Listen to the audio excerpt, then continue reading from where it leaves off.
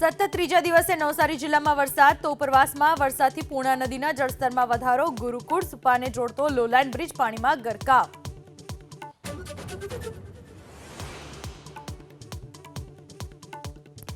વકફ board સુધારા વિધેયક મુદ્દે અમદાવાદમાં જેપીસીની બેઠકમાં હર્ષ સંઘવી અને અસદુદ્દીન ઓવૈસી વચ્ચે દ્વંદ્વ।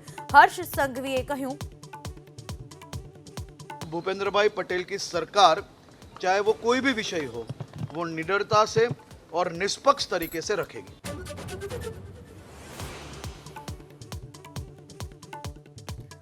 અમૂલ ડેરીની સામાન્ય સભા તોફાની બનતા મોકૂફ। સત્તાધીશો કેટલાક મુદ્દે પ્રતિનિધિઓની રજૂઆત ન સાંભળતા હોવાનો આરોપ।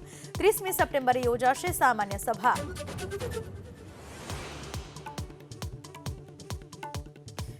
ભાવનગરના કોડિયાક પાસે બસમાં ફસાયેલા મુસાફરોના રેસ્ક્યુનો વધુ એક વિડીયો આવ્યો સામે। 8 કલાકની જહેમત બાદ 29 મુસાફરોનું કરાયું હતું રેસ્ક્યુ।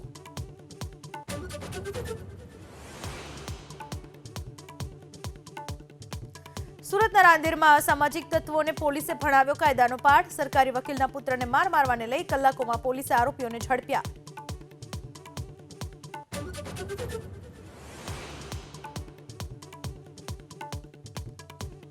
મહારાષ્ટ્રના ડેપ્યુટી સીએમ ફડણવીસની મુંબઈની ઓફિસની બહાર હંગામો। મહિલાએ ફડણવીસ વિરુદ્ધ નારા લગાવીને કરી તોડફોડ।